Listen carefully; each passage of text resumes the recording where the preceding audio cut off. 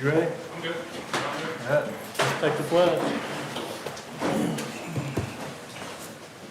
I pledge allegiance to the flag of the United States of America and to the republic for which it stands, one nation, under God, indivisible, with liberty and justice for all.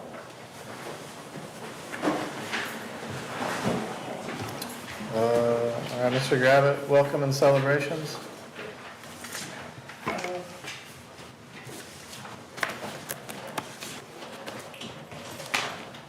We have two teachers here tonight, one we hired previously and one who's on the agenda this evening. We're going to invite Carly Mahan up to introduce herself. She is going to fill the new choir spot that we created this year for half GMS and half GHS. Hi, I'm Carly Mahan. I just graduated from the University of Central Arkansas about a month ago. So this is my first teaching job and I'm very excited. I absolutely love the middle school, high school age group, so I'm very, very excited.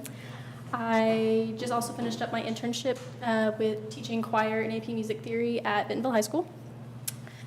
I'm getting married on July 4th. So my last name won't be Mahan by the time I have students in the classroom. It's a cheat code to remember your anniversary every year. Well, that's what he wants to over there. He has it easy. My birthday is Valentine's Day, and then our anniversary will be So he has it very easy. I have a long background in choir. I started doing choir when I was in 5th or 6th grade. And then I also have a history doing band where I played flute and piccolo for a long time. I'm very excited for this position. Glad to have you here. What will be your new last name? Sheely. Sheely. All right. Congratulations. Congratulations. Welcome to Gravette. Thank you. I'm excited. Thank you. Recommended for hire tonight, we're combining our ALE positions at the elementary school, and pleased to introduce you to Summer Say.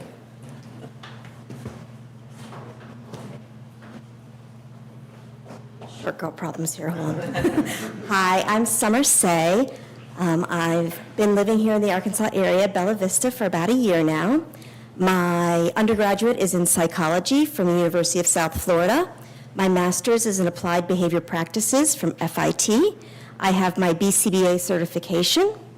I specialize in severe emotional and behavioral disorders. And I am currently trying to find the elusive raccoons in Bella Vista in my neighborhood. Any questions for me? Welcome. Thank you. Yeah. I reside in Bella Vista too. It's a great community. It's beautiful over there. I really enjoy it.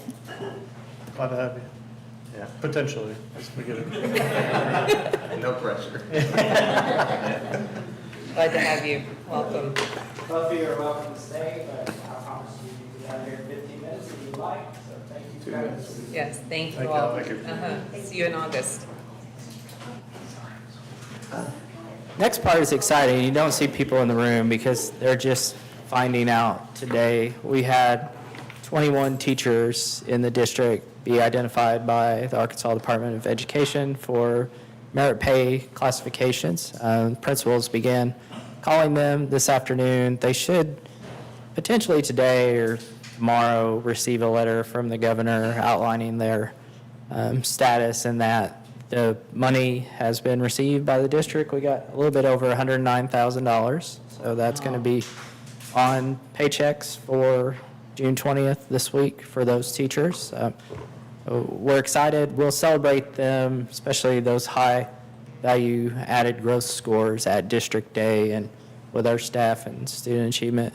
I appreciate all the work that the staff did to get themselves into that classification and for their administrators and evaluators to get through every hoop that it takes. We learned a lot from that system, I think, the year before, so excited. Hopefully 20 is kind of our new norm, and maybe years we'll have a little north of that, a little south of that, but very excited. Principals got the joy of making those phone calls this afternoon. I thought we were going to get to do it last Thursday or Friday. I kept waiting for a press release from the state, but we noticed lots of districts were starting to release it. We'll choose to not publicize a full list yet until we get all the i's dotted and t's crossed. Questions on the merit pay program or how that How many did we worked? have last year? Less than 10, maybe 6, 7. I know we did 5 or 6 at district day, I remember. We did get some this time, shortage area. We did get some very high end on the gross scores and spread across upper, middle, and high school. Tougher for the Glenn Duffy teachers to be tied to scores to get it. The state's still working on that, and I hope they can. But we did have some upper elementary teachers this year, too. That's very good. I can't wait to see the list and celebrate. Celebrate them, exactly.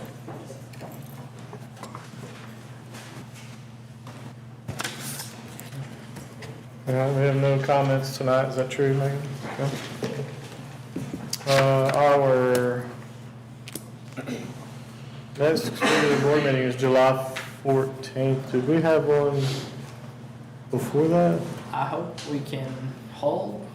We are ahead on hiring right now substantially, so I would say there's one position we may pull a special meeting for between now and the 14th, and then we've got bids out on the road between middle and upper that we may want to come back and have that conversation. We're about to pay 2 checks for June payroll.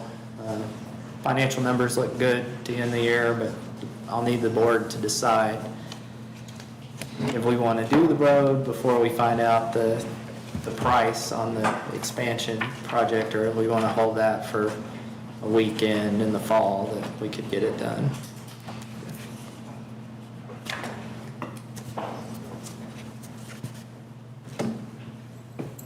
Anything else that we forgetting about calendar-wise? It's about to be dead week in the athletic world, and a lot of us around the office probably be out quite a bit that last week of June, first week of July.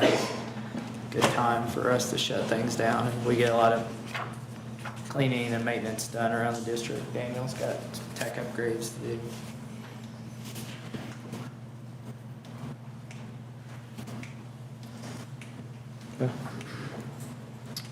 Consent agenda. I move that we accept all the items listed in the consent agenda. They are of routine nature and normally appear at regular school board meetings. Second. Any discussion, questions? All those in favor say aye. Any opposed? However you want to proceed with that section. Mr. Gravette.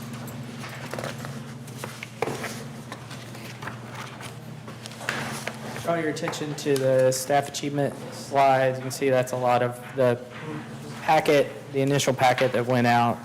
Appreciate the hard work of the teachers and staff putting those together for the board. You remember we reported on that in January, and we let staff get all the way through the school year so we could wrap these up in a meeting that would not have as many items, though this one has grown. Appreciate the principals, or they kind of take the lead for their building of creating that file and having everyone share. Remember, and for our two members that are new, we have a safety pillar, a partnership pillar, a personalization pillar, and then this is staff and student achievement to show, in this case, new or improved teaching strategies that each teacher documents a couple times a year. Then in our July meeting, we will look at those district goals again and our 4 pillars. We also celebrate a staff member at District Day in August that we pick a staff member for personalization, partnership, safety, and then in the staff and student achievement side, it'll probably be a couple of teachers that scored the highest on those growth measures from the state for the merit pay incentives.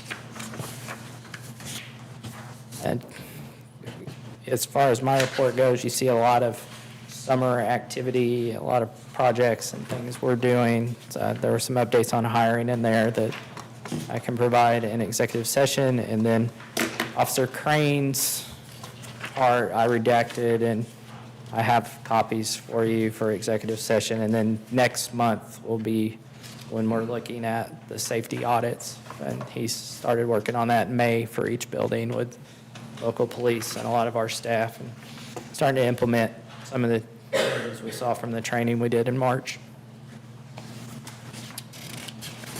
Questions about my report or slides? Yeah.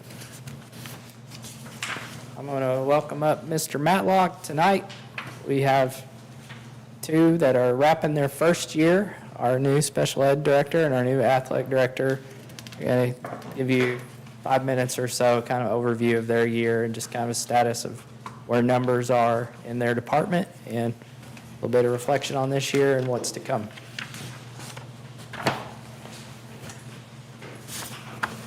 Good evening.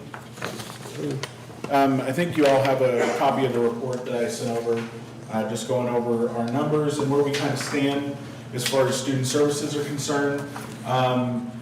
I had a pleasurable year this year. I'm very excited about the future of Gravette schools and especially in the special education department and how much growth we've had this year. It was an unprecedented year of growth as far as numbers are concerned. While the state looked at our December 1 count as being lower than the previous year, our end of year count is far higher than that, which was in the December 1 count. We had 292 on an IEP in the December 1 count. Our current number is 324. And with our 504 plan numbers, we're at 108 there for a total number of students served through Gravette schools in special education of 432. We had 62 referrals given to the special education department this year. Of those 62, we tested 58 and placed 47 of those students. So we added to our numbers pretty regularly throughout the year. Mike Williams really did a standout job making sure that our timelines were met for referrals and did a great job taking care of that. And our staff made sure that we were meeting timelines as far as paperwork goes, as far as making sure that our meetings were held on time, and that we were doing what we needed to do to be successful as a department. Our staffing update, if you look there, we had no certified staff turnover to this point, which is from what I hear is the first time in a long time that we haven't had to go out. We've actually been able to add a staff member this year. So next year we will have 17 full-time special education teachers, 17 instructional aides, 3 speech and language pathologists, and 1, depending on the boards tonight, an SLPA part-time there, as well as 2 occupational therapists, 1 physical therapist, our school psychologist, and I cannot say enough about Nina and Emily and the work that they do to make sure that I'm kept in line and making sure that I'm doing what I need to do for the department and for the district. I believe that we've strengthened and rebuilt a lot of our relationships within the community and strengthened those with the stakeholders and with the teachers and with service providers, trying to create an environment of trust and collaboration with parents especially. I'm looking forward to a year where we're starting to plan a parents' night where we have parents come in that may not know a lot about the IEP or special education process, so that we can have them more involved in their students' educational planning moving forward. Our department theme this year was All Means All. As we move towards the LEARNS Act and implementing that fully in the next school year, we want to make sure that all of our students are taken care of, that we are making sure that it's not SPED students and gen ed students, that all students their needs are met and that we are taking care of them as much as we possibly can and meeting their needs and meeting them where they're at and helping them to grow to be not only just great students but productive members of our community and of our society, and help them just gain skills and build themselves up to be the best version of themselves. As we move forward, this summer we'll be starting our Universal Design for Learning training.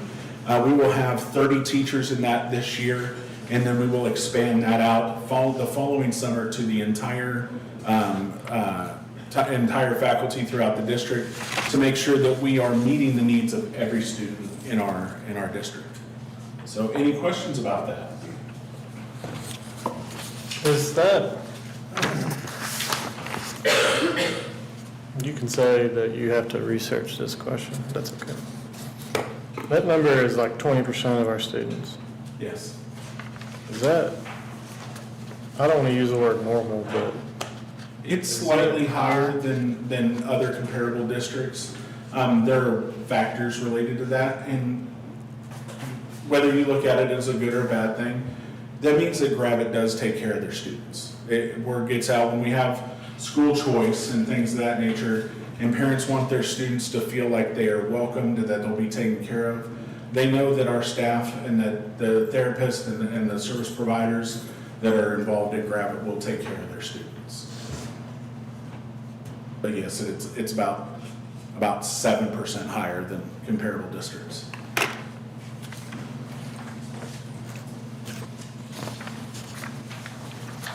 I don't know much about that UDL, Universal Design for Learning. You mind just expanding on that, like with the? Yes. So Universal Design for Learning comes from the background of what Universal Design was based on. And Universal Design was something that communities were doing to make sure that all citizens in their community would have access to different things. For example, in San Diego, there was an architect that built their transit center.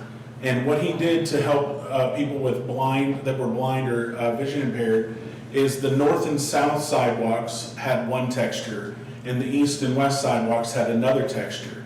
And so what that provided was that for the people using walking sticks, they could see or they could feel the difference in the texture, but those who were not visually impaired could see the difference in the texture in the sidewalk and know that if they had to go east to get on this train or this bus, they could go down this way or north and south to get through the transit station. It's very similar in what we're looking to do for our students. We're trying to give them pathways where they can access the general education curriculum in multiple different ways.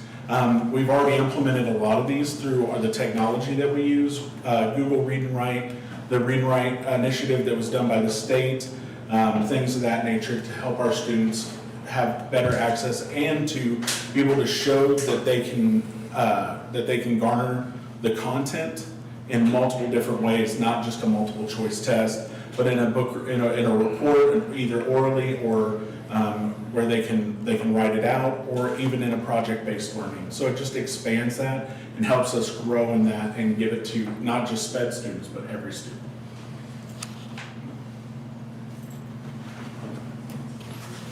thank you very much, appreciate it. Thank you. Thank you. With the report card. Yep.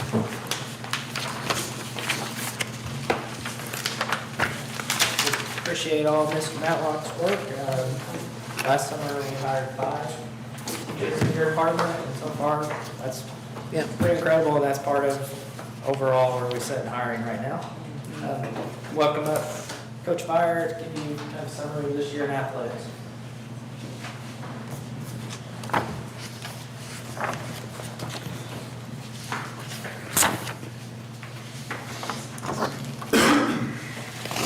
On that front page, you'll see participation numbers by sport in varsity level and then 7th and 9th grade level. And then you can see our staffing by sport, and then I've got an athlete to coach ratio by sport. So you can look over those. We have really healthy numbers in participation across the board. Obviously, there's a couple that we'd like to see continue to grow, and they have grown. We would like to see them continue to grow, obviously. And then you can see our ratios. This is something that we'll be looking at over the next 3 to 5 years as we continue to grow. If we see the need to add potential more spots down the road. I will say the number that jumps out on the ratio is the wrestling program. We do have 2 volunteers that help balance that are not paid staff. So that number is 2, but we really have 2 more volunteers with Stephen Fox and Greg Miller that will still continue to help out. That does help that ratio on the wrestling program. And then we are fully staffed outside of still looking for a head track position. And if that head track coach can also fill that spot that we got approved for football, then that would be something we tie together. If we find a head track coach that is not a football person, then we'll just stick them in track and let them run that program and benefit our athletic department as well. That's our participation numbers. Obviously, year 1, I feel like was successful and was a good year. well, obviously, we had a lot of success across the board, not just with our participation numbers, but just in our wins and losses, and our kids had a really solid year, several state tournament appearances from multiple teams, and had a state championship team, and look to continue to build on that moving forward. On the next page is just a couple of updates on things we're working on this summer. The Hall of Honor that we had talked about, discussed, we do have a committee set. You can see the names of the committee members. The TV has been mounted in the arena and will be up and running. And so then it's just going to be continuing to gather history, information of our athletics, so we can continue to build that program out. We are hoping to, I'll be pushing out this week kind of the nomination list so we can start receiving nominations from the community. And then we'd like to induct our first class this winter. Once we have this kind of normal, then we will run our nominations for the spring and induct our next class in the fall every year. But just year one, in order for us to get more time for nominations, our first class will be inducted in the winter.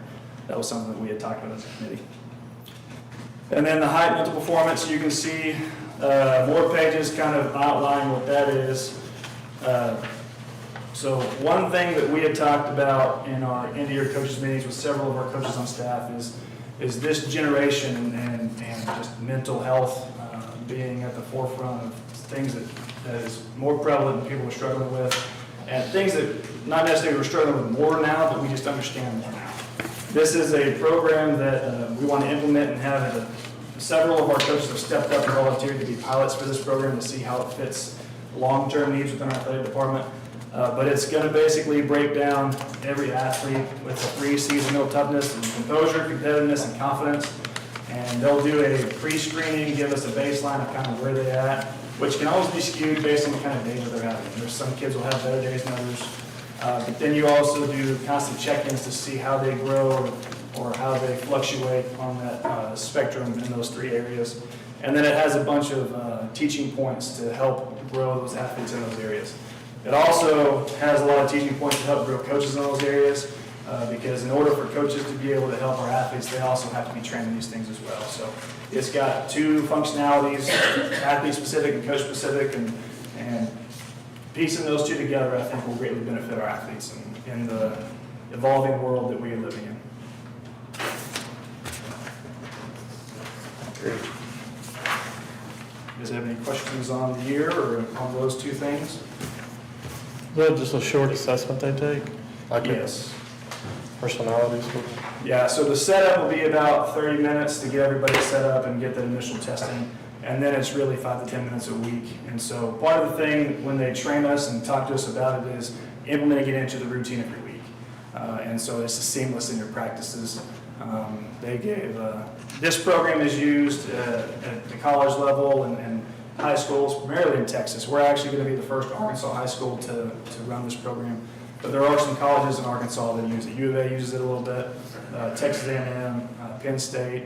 It's making its way into the WNBA, so it's out there in the professional world and trickling down to the high school.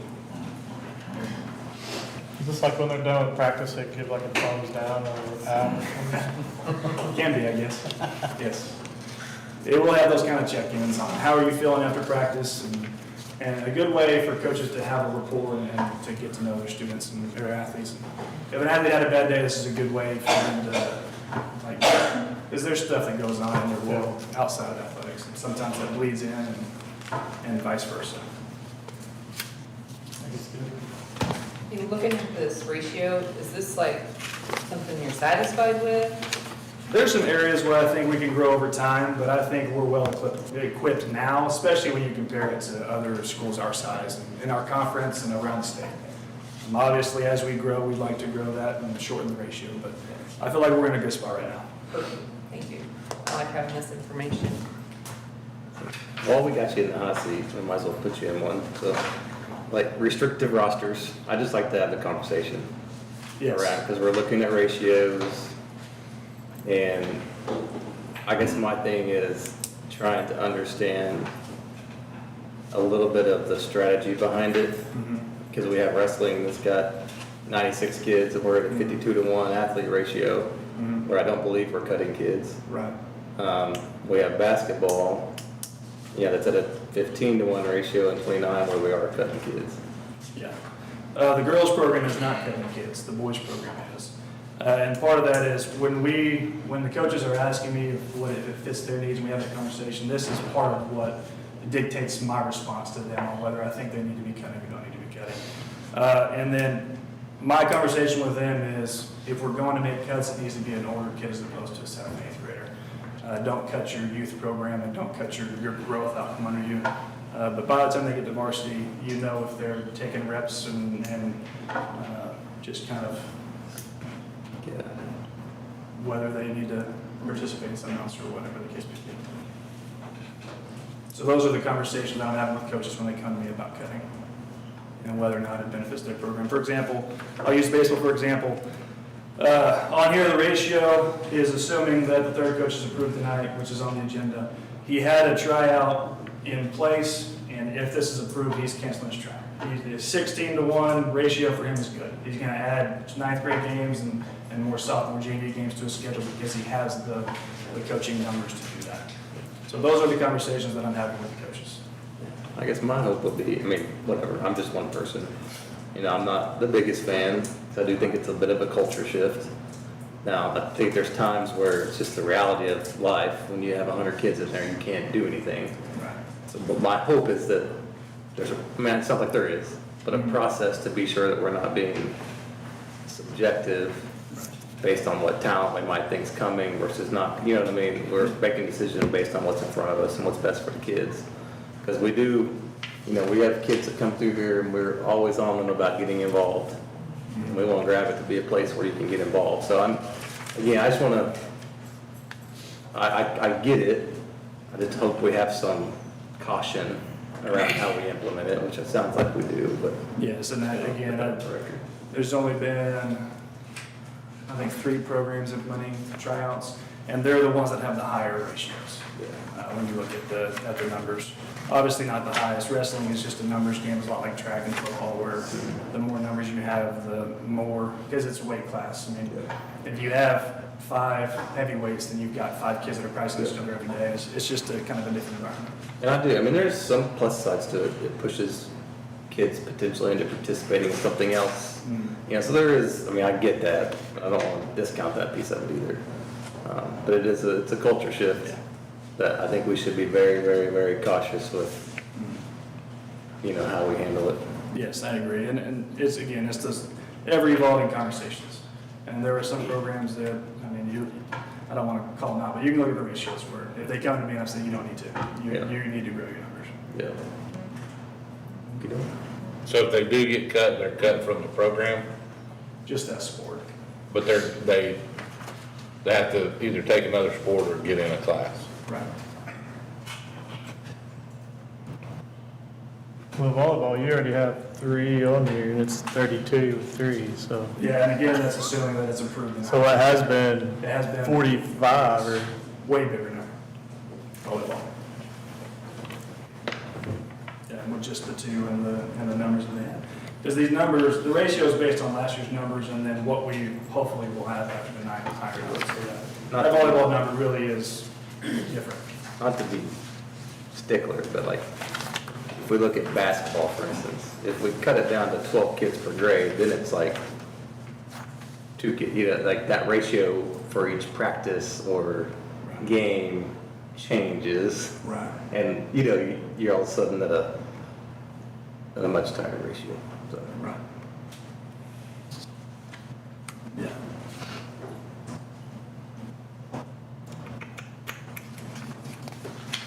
I would like to come back after this year, because we got some numbers, right?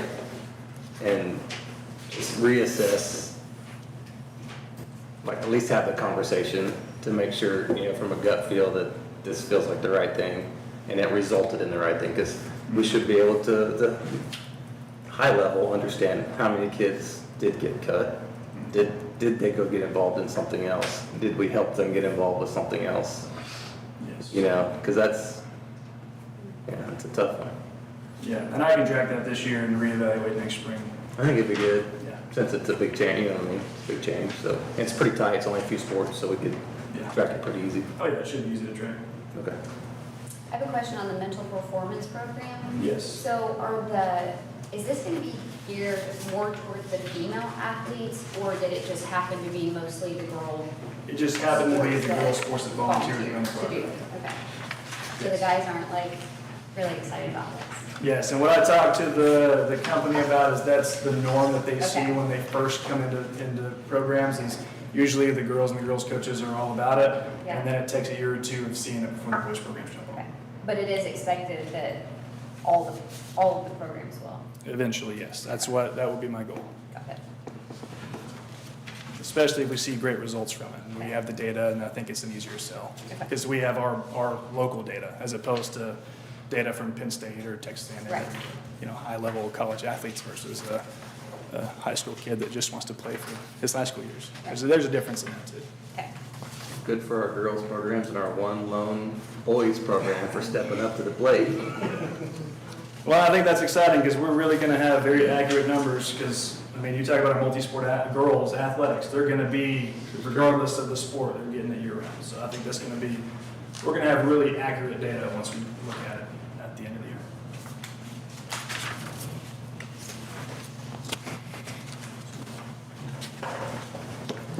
Thank you, Ted. Appreciate it.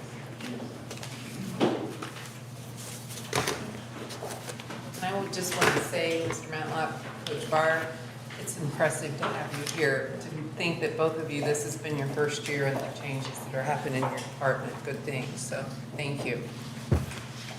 So I just wanted to go over a little bit of on page 220, you have the assurances and GEPA statements, and this is with the AR app. So I just wanted to see if you had any questions. This is something that we sign every year when we apply for federal funds, and it's basically giving Mr. Gravette the permission to ensure that we are doing all of these things that are listed there. I don't know if you had any questions. The GEPA statement is very specific. In the past, that has been more of a general statement, but last year the state wanted us to change that into very specific of where we are possibly over-identified in special education. And so you will see that our Native American, Alaskan Native population is over-identified, and we do receive some funding for that, or we allocate some funding to that in ensuring that we are getting those numbers down. Explain that last piece again, I'm not quite following. So if you look on the very last page of sorry, it's kind of a long document. Very long It is a document. very long document. Let me get to that page. With a lot of In numbers. very, very tiny font to make it fit in there. It talks about like where we are. So the GEPA statement, just kind of an overview, is ensuring that we are removing any barriers based on gender, race, national origin, color, disability, age, language. And they don't have this included on that page, but socioeconomic status is also one of the federal requirements for that. But we are over-identified of special education students for American Indian and Alaska Native students. So that is just saying that we have a higher percentage of students identified in specific learning disabilities, so for special education of American Indian and Alaska Native students than a regular population. But part of that is our numbers are pretty low in that. And so you can maybe explain that a little bit better than I can if you want to. Our numbers are so low, so they use the state average for that Yeah. as opposed to, There's a percentage that the state does, and what they're looking at is if we are under the 3% mark for the total of students identified in each race category, and if they have a disability, what that disability is, and whether or not we're over-identified, or if they come into the district, they count as ours, so they automatically are identified in that number. And our Native American, Alaska Native population numbers are low, but we have a higher number of students that have been identified as specific learning disability, which puts us, if we were doing it by student, one student over that line for the 3%. So we are looking, one of the things that we're doing as a special education department is looking at those students and if they have multiple disabilities and seeing if we can, if the other disability would be more accurate for them. It won't change any of their services, but it would help better identify where their need might be. So within that one bucket, we have one too many students identified with a Yes. learning disability, or one Yes. over your line. Yes. So this is them calling us out to ensure that we're putting resources to address that. Yes, to remove those barriers, and so one of the things like that we're doing is, like our principals are very involved in looking at that data, ensuring that the students that fall into that category are getting all of the interventions that they need. Mr. Matlock is also watching that closely. The UDL training that they're doing this summer is part of that plan to help remove that.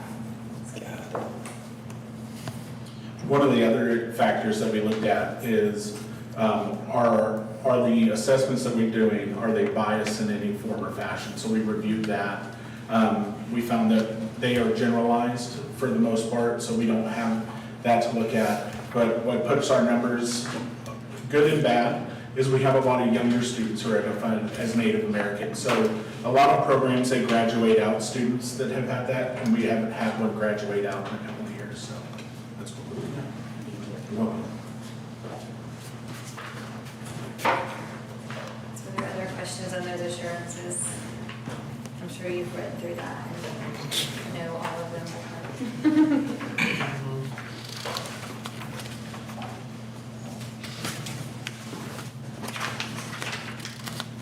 So basically, all you're doing on that tonight is in the action items is approving and giving Mr. Gravette permission to initial all of those so that we can apply for federal funding. We should do that. Yeah, I think so. So, questions? Thank you. Hey, Tyler, I did have one more question. Yeah. Do we look at, or is it a metric that we track students that come off of IEPs? Yes, absolutely. So we keep a track of a number of students that we've dismissed, whether it's a full IEP or if it's just for related services, that they receive services for speech or OT or PT, and how many students have been dismissed. I don't have that number in front of me, but I can get that to the board, and that way you guys can see how many that we've dismissed this year. Just curious, because we see, feels like we not over-indexing, that's not the right word, but at a higher clip, we have kids getting referred. Right, and it is a much higher clip that get referred than get dismissed. One of the things I'd like to see us do is review that more often as we continue to move forward, and as I stay here and grow what I see as a vision for the special education department. That's one of the things I'd like to see us do is kind of, we raise up the students with their skill level and then we release them into an indirect model. And then we let them go from an indirect to an independent model where they don't have an IEP because they've garnered the skills, and the IEP team that includes the parents all agree that that's what's best for the student moving forward. Yeah, I hear other school districts that almost track that as a goal. I'm not sure I'm a huge fan of that, because it might push you towards making decisions that brings a kid off an IEP that maybe doesn't need to be. Right. To meet your goal, you know what I mean? But I do think it's important to measure, where we're seeing some successes. Not like I said, it has to be a decision that the group makes, but it's yeah, okay. Yeah, absolutely. Thank you.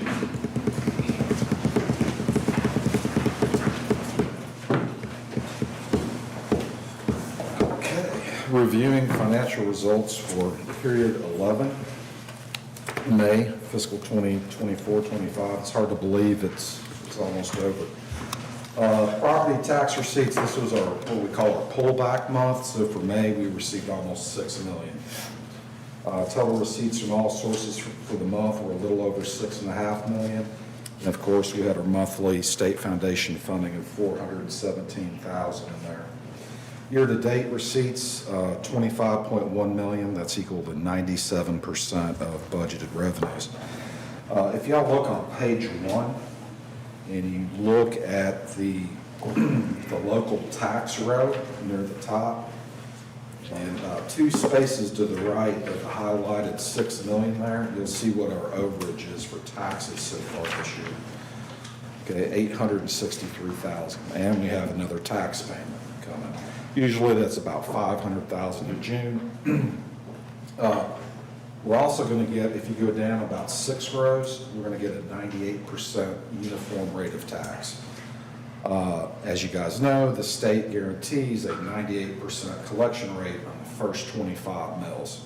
okay? So it would be better to have a higher collection rate because we're getting it on our 38.81 mils than just getting that guarantee on the 25. Well, after reviewing some documents from Mr. Beardsley, that collection rate has gone up. It dipped below 96% the last few years. It's up 25 basis points, so it's a little over 96. So I think our collections will be up. And of course, we should get some of that 98% URT funding.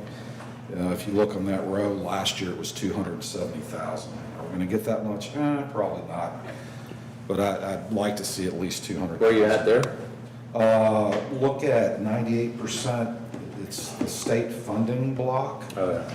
Yeah, so 98% URT, and you go all the way to the right, and you'll see last year we received a little over 270,000.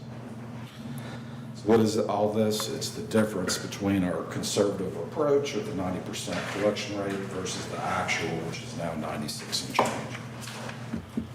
So all looks good on the funding front. You guys have any questions on that stuff? Is that restricted federal stuff timing?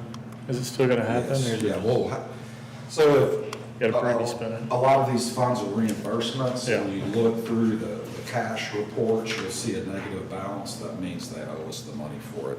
Okay, so I'll book a receivable out. Last year, the receivable was pretty big. Okay. So any more questions on the revenue side? Okay. Page 2, expenditures. You know, it kind of always looks rosy this time of year because we make 2 payrolls in June. Okay. Why? Some employees get those 2 paychecks. I mean, it's possible that when we put those in those pay groups, typically those people don't start till August. So if we've paid for July, they get a better offer. Sometimes we've had them not show up. So that's where that pay group 2 came in. That was prior to my tenure here. So it's at 87% of budgeted expenditure, even though we're 92% through the year. So we're looking on budget. If you look at where it was last year, 88%, so we're 1% to the good. Operating fund right now is 2% under budget, whereas last year it was right on budget. So we're meeting our budgeted expectations. And I can tell you we've kept a close eye on it all year long. Ending cash, right at $7 million. Of course, we have a lot of that parked, you know, in 2 of the banks that's not there for liquidity. Operating cost centers, I kind of took those asterisks out. You know, Tracy had talked about that, and I put a little more explanatory deal there saying, hey, it includes all 1 series, 2 series, and 6 series funds. Everybody there looks good. Of course, transportation and technology are over budget, but versus last year, it's a lot better. So we're looking good there. Utilities overall, we may be a little over in disposal and sanitation and water. You know, I talked to Richard about that. That's just a usage deal. It wasn't a pricing thing. We just underestimated how much we were going to use on that. With that being said, right now, we're way under on utilities. So we're at 77%, even though we're 92% through the year. So that all bodes well, and I think we're looking good. I mean, there's still a lot of moving parts with the capital projects we're looking at. We have, it's probably 1.7 or 1.8 payrolls to make in June. So things will clear up towards the end of next month. We'll start looking at excess cash and net legal revenues and building fund.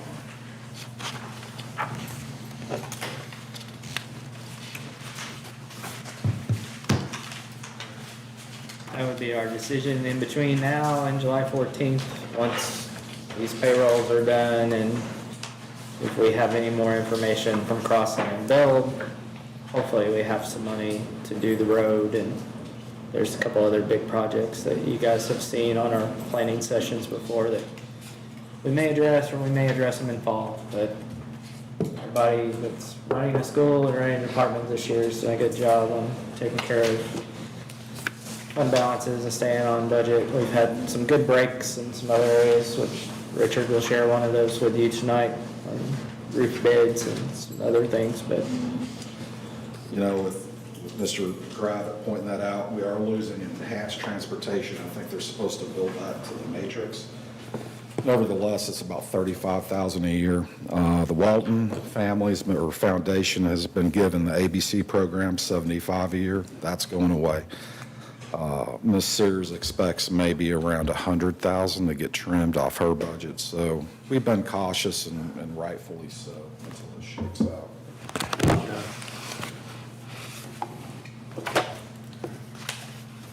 All right. I move that we approve the financial reports as presented. Second. Motion and a second. Is there discussion? All those in favor say aye. Aye. Any opposed? Awesome, Richard, thank you. Thank you. Dennis. Thank you, Dennis. Well, that's Richard. I don't know. Thanks, Dennis. I'm not gonna get offended most there. Huh? Okay, we're going to executive session.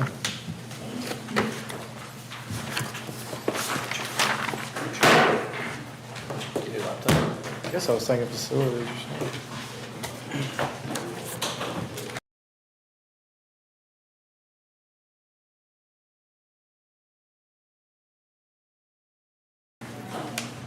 My brain just doesn't work back close.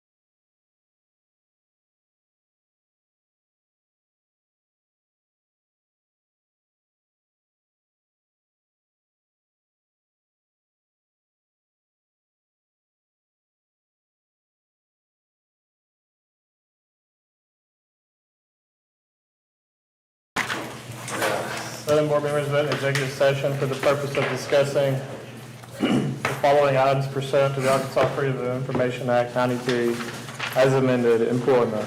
No other items were discussed, no votes were taken on any item. Personnel recommendation.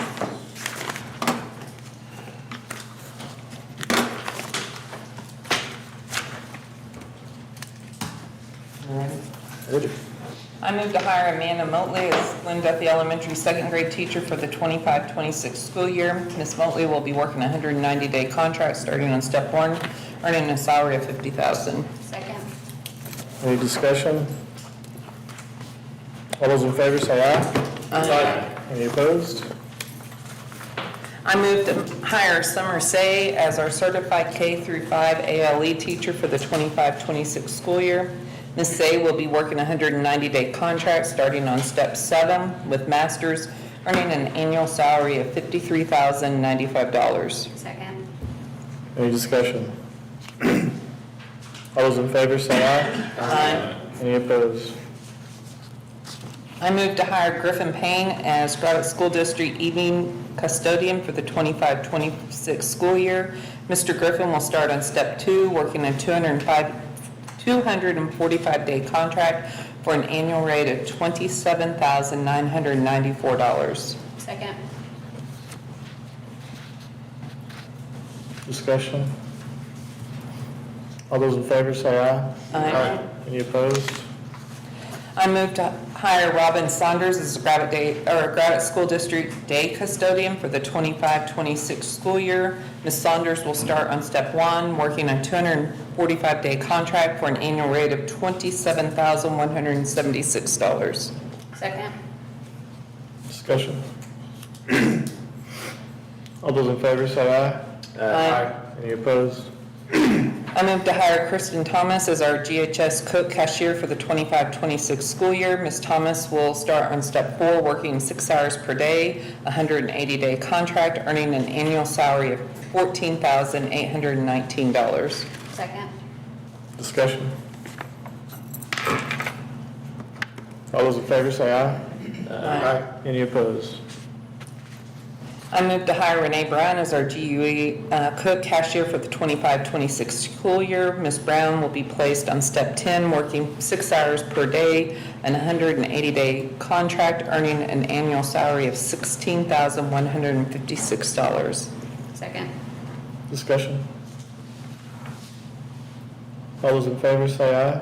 Aye. Any opposed? I move to hire Dan Powell as our GDE cook cashier for the 25-26 school year. Ms. Powell will be placed on step 10, working 6 hours per day, a 180-day contract, earning an annual salary of $16,156. Second. Discussion? All those in favor say aye. Aye. Any opposed? I move to hire Melissa Witcher as our GMS math teacher, assistant volleyball, assistant softball, and assistant head 7th grade volleyball coach for the 25-26 school year.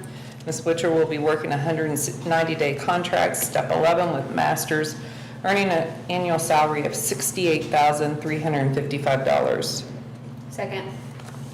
Discussion? I'll abstain for this one. All those in favor say aye. Aye. Any opposed? There'll be no action on that motion. J is, I move to approve the resignation from Leslie Henry as our GHS strategic reading teacher effective June 10th, 2025. Second. Discussion? All those in favor say aye. Any-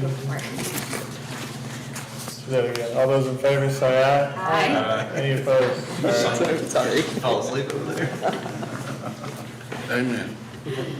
I move to hire Heather Hobbs as our special education instructional paraprofessional for the 25-26 school year. Ms. Hobbs will be working a 181-day contract, step 10, earning an annual salary of $25,248. Second. Discussion? All those in favor say aye. Any opposed? I move to hire Justin Taggart as a Gravette School District bus driver for the 25-26 school year. Mr. Taggart will be working a 180-day contract, step 14, a 350-hour range, earning an annual salary of $15,193. Second. Discussion. Is this the first time we've done this, or? No, we've had teachers before. Okay. And we adjust their prep periods, I assume? We're not adjusting prep periods. He won't have a prep. Well, I mean, that's what I meant, essentially. He's still gonna teach his 8-hour class. We're gonna have to make arrangements to get the bus to him. We're gonna make it work. Got it. So he will, but will he have a prep at all? Yes, he'll have a prep, but usually they have 8th hour as a prep. Yeah. Shannon says there's so many social studies teachers that are coaches, Uh-huh. so we're gonna make this work. He'll have first hour, Got it. and then 8th hour, he'll have to go right out. Got it. So first hour you'll be able to transition in. Then. Yep. Got it. Flexibility. Any more discussion? All those in favor say aye. Aye. Any opposed? I move to hire Kimberly Bryan as a Gravette School District bus driver for the 25-26 school year. Ms. Bryan will be working a 180-day contract, step 12, 350-hour range, earning an annual salary of $15,000. Second. Discussion. All those in favor say aye. Aye. Any opposed? I move to hire Jeff Stapleton as our head wrestling coach for the 25-26 school year. Mr. Stapleton will be working a 190-day contract, step 32, earning an annual salary of $16,112.14. Second. Any discussion? I mean, important to note out on this one that it is a coaching position only. That's a little bit different than normal, but. AAA's allowed us to hire recent retirees. We wanted to be as competitive as we could for our wrestling program. Feel like we found a great coach that has a lot of experience in wrestling and will be joining us in the afternoons for wrestling. So it's a 1-class period contract with stipends. And based on his resume, he knows how to win, so hopefully we can keep the ball rolling. Any more discussion? All those in favor say aye. Aye. Any opposed? I move to approve the inter-district voluntary transfer for Lisa Thurkill. Ms. Thurkill will continue her current assignment of GHS Spanish teacher and add the assignment of GH assistant cheer coach for the 25-26 school year. Second. Discussion. So we're calling this a transfer, it's just add a stipend, right? Yep. Just transferring into a role that's. Oh, gotcha. Any more discussion? All those in favor say aye. Aye. Any opposed? I move to approve the schedule adjustment for Lauren Hallbaker to move from the full-time to a part-time contract working 2 days a week. Second. Any discussion? I assume this doesn't put us on a pickle somehow, does it? It does not currently. If we need to, we can come back to the board for adjustment. Okay. But at this time, this will work with the students that we have. Awesome. Any more discussion? All those in favor say aye. Aye. Any opposed? I move to approve the resignation from James Brooks as the Gravette School District bus driver effective June 12, 2025. Second. Discussion? All those in favor say aye. Aye. Any opposed? I move to approve the inter-district voluntary transfer. Scott Bolduc, Mr. Bolduc will transfer from his current assignment of lead maintenance tech assistant, or tech, to assistant director of facilities custodial for the 25-26 school year. Mr. Bolduc will be working a 245-day contract, step 18, earning an annual salary of $55,650. Second. Discussion? All those in favor say aye. Aye. Any opposed? I move to hire Brian Connor as a Gravette School District evening custodian for the 25-26 school year. Mr. Connor will be working a 245-day contract, step 12, earning an annual salary of $32,294. Second. Discussion? All those in favor say aye. Okay. Any opposed? I move to approve the inter-district voluntary transfer of Bryce Mormon. Mr. Mormon will continue with his current assignment of GMS sped teacher and football coach and add assignment of assistant baseball coach for the 25-26 school year. Second. Discussion? All those in favor say aye. Aye. Any opposed? Aye. All right, action items?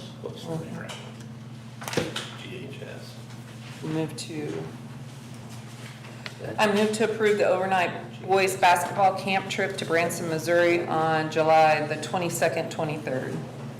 Second. Discussion?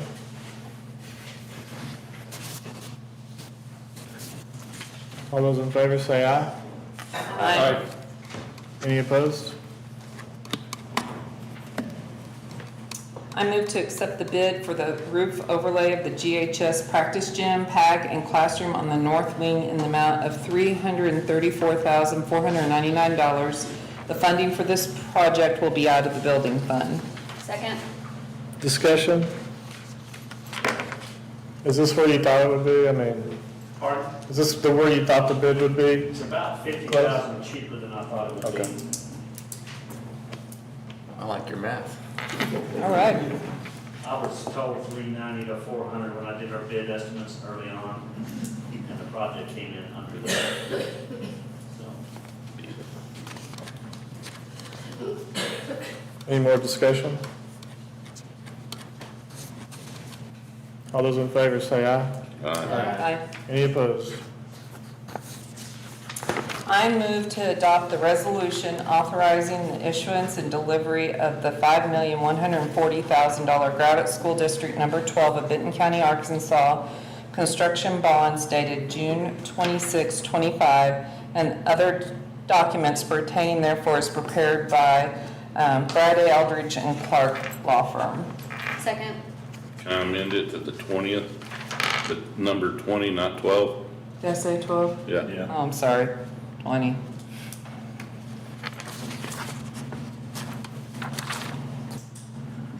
Any discussion? I think we need to add the number of classrooms to that Oh, motion. and add the number of classrooms to be 6. Can I get a second on that? Just Why don't you just rescind your second, redo the motion? Yeah, let's just rescind it. Yeah. Rescind second. Okay. Yeah. Motion rescinded, Megan. Okay. I move to adopt the resolution authorizing the issuance and delivery of the $5,140,000 Gravette School District Number 20 of Benton County, Arkansas construction bonds dated June 26, 25, and other documents pertaining thereto as prepared by the Friday, Eldridge, and Clark Law Firm that will include the addition of 6 classrooms to the high school. Second. Any discussion? Good job. Are you good with that? Scott, are you good with us adding? You're just restricting yourself, that's fine. Oh. Construction company wants us to lock in on a number. But wait a minute, that means that with those funds, we can only use them for the 6th classroom addition. Well, the way the documents are legally set up and what the Department of Education gave you approval for is to add on to the high school. And the number of classrooms was not defined. Okay. So if you're choosing to Yeah. now add 6 classrooms, that's up to the board, you're just restricting yourself. Well, so, I think we might want to separate it because if they come back under, well, if they come up over, they come back at 6 million, and we're tied in at 6 classrooms. Yeah. I guess I set it up so you have the maximum flexibility, that you can add on to the classroom, if there's any remaining funds, they can be spent to refurbish, remodel, and equip existing school facilities. That gives you as the board the most discretion. If your vendor's asking for something different, I guess my preference would be you not change the motion. Yeah. And if you want to pass something saying that your intention is to build 6, then that way your documents match with the state and with the investors. That's a good point. So I'll rescind the second. Rescind the motion. Do you got it? we can do an additional motion of our intent to. Yeah. Yeah. So I just need to read this one again. That's right. This one goes through and then we add it. Yeah. I move to adopt the resolution authorizing the issuance and delivery of the $5,140,000 Gravette School District Number 20 of Benton County, Arkansas, construction bonds dated June 26, 2025, and other documents pertaining thereto as prepared by the Friday, Eldridge, and Clark Law Firm. Second. Any discussion?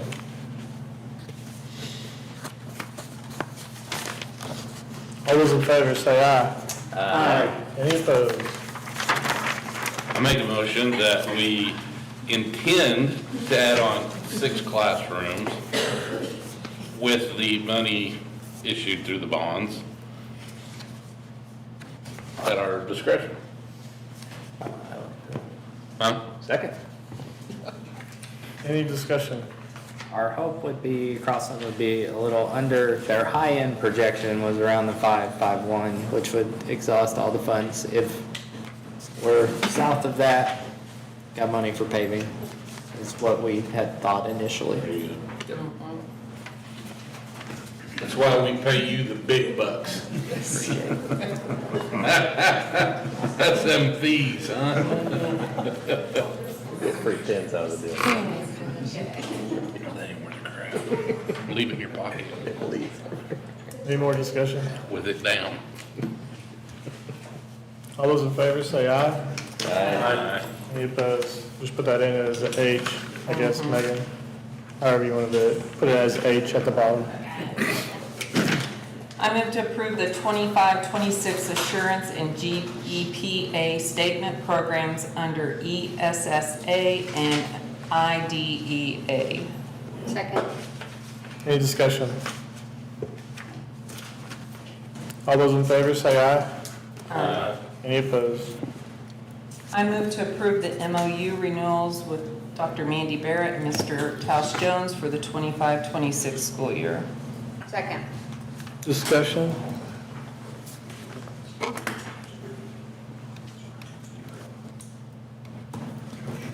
All those in favor say aye. Aye. Any opposed? I move to elect Brad Harris as president of the Gravette Board of Education for the 25-26 school year. Second. Discussion. Do we not like to debate Brad Harris in the public? Let's do this thing. Anyway. Let's go. All those in favor say aye. Aye. Any opposed? I move to elect Heather as vice president of the Gravette School Board of Education for the 25-26 school year. Second. Any discussion? All those in favor say aye. Aye. Any opposed? I move to elect Danny as secretary of the Gravette School Board for the 25-26 school year. Second. Any discussion? All those in favor say aye. Aye. Any opposed? I move to elect Chris as legislative liaison of the Gravette School Board of Education for the 25-26 school year. Second. Any discussion? All those in favor say aye. Aye. Any opposed? I move to elect Brandon as the distributing officer for the Gravette School Board of Education for the 25-26 school year. Second. Any discussion? All those in favor say aye. Aye. Any opposed? I move to elect Tracy as alternative dispersing officer for the Gravette Board of Education for the 25-26 school year. Second. Any discussion? All those in favor say aye. Aye. Any opposed? Motion passes. I move to consider the ASBA model policy updates for the second reading. Second. Any discussion? Where we had blanks in there, so the ones that were online, if there's still blanks in there, should we talk about those? Or does all On filled the in, do you think? dates and things, we've accepted the suggestions in the footnotes, which will tell us if we had this policy, this is what you need to fill with in most cases. Got it. So like, I know like one was like the amount of time that sign-up sheets provided before a meeting, Yep. 30 minutes, or whatever. I don't know if there's actually a suggestion in there. Right, so yeah, if it's in the footnotes, we'll up it in. Right, so there's a printed copy, can the board each week get that, those options that I saw tonight for everyone to have? Because even when you read it, it's still confusing. All right, thank you. And to clarify, we would like the board to adopt these with option 2 on 4.35, which would allow the nurses and students, doctor, parents to allow a student to still be in school while on certain medications on that Schedule 2 list. The examples given by the nurses are kids that are returning from a serious accident or a major illness, that we'd still want them to be here if they could be with the doctor's recommendation and the nurse's care. But if we accept option 1, the kid can't be here even if they would physically be able to. But we've had some situations like this that we can point to kids that have been able to come back to school while they're still on serious medication. So right now, we just need the second reading adoption. This is, You have a second. It's not fun.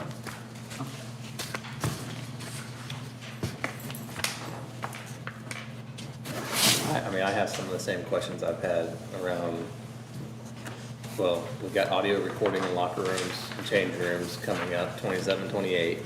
Yeah, that one, posting tryouts to the website.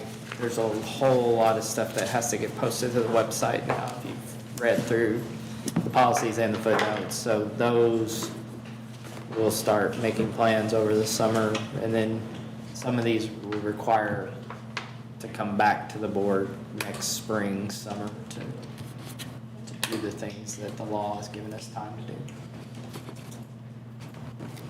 And if I remember, just for school board meetings, like agendas have to be posted, what, a week? 3 days. 3 days prior for a regular meeting. A special meeting, 2 hours. Okay. We'll start doing those on Fridays. Those laws that didn't have an emergency clause kind of kick in late July, August, so we'll probably start following them in the July meeting. We appreciate Mrs. Mayo and all of her work on this front. This has definitely kept us busy, and as a medium-sized school district office and principals and department heads, this is an incredible amount of change to bring in. We want to make sure that we're on top of all these things. So this does not go away after the meeting tonight. This is just another step into us integrating these policies into practice. I guess my question too is, do we have some support from ASBA or, A okay, lot of trainings over the summer. Okay. We did one, the first week the kids were out on all the acts. And then most of these acts translate into what you're seeing on paper tonight. And then, you know, AAA will be doing a lot of training with Coach Fire and coaches. Sanders will be going to lots of trainings on things that will have to be posted to the website curricularly, academically. Me with my groups, definitely. And we, you know, we're sharing information every day right now on how to interpret some of these things that have not, the rules haven't come down from ADE yet, so our regional superintendents were kind of having that conversation pretty much every day or so on how are you going to interpret this in the meantime until we get the policy adopted and get the rules from ADE.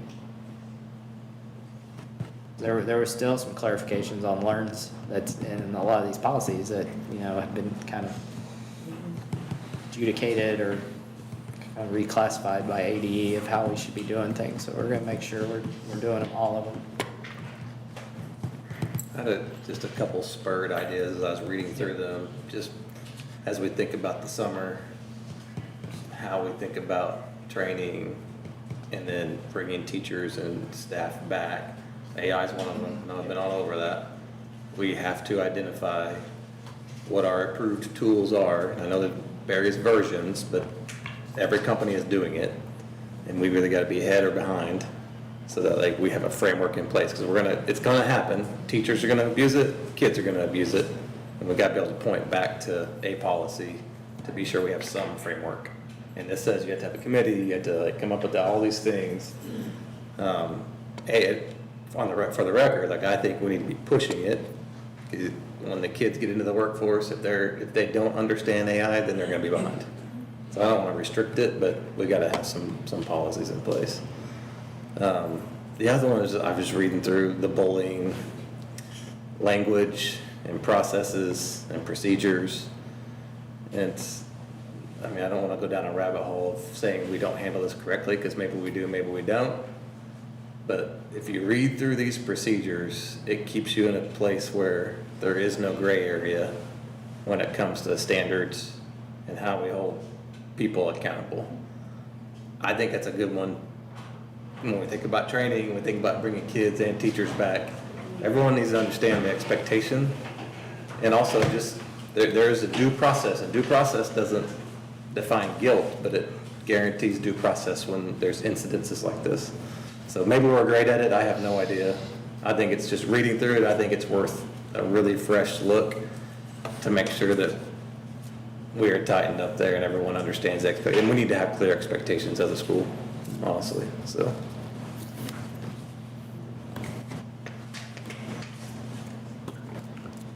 And that's all I have. Yeah, there's, those two stick out. There's 7 or 8 more There's a bunch more. we want to put in front of the whole staff when we get everybody together coming back to the year. Because as a classroom teacher, you hear bits and pieces of everything that's going on in the legislative session, and some of it didn't pass, and there's thoughts, well, are we doing this? And then you look at this list tonight, a whole lot of those have actionable items to them. They're not just language changes, they're real concrete changes for the school year. So hopefully that is shared down to us from ASBA and AAEA and ADE, but more than likely we need to do this in-house so that we know what we've told our staff heading into the year. That policy manual's getting bigger. There's also a lot of things in there around sexual harassment and the requirement of training and materials. Like those are all liability things too that we're going to have. Yeah, that came out of federal legislation.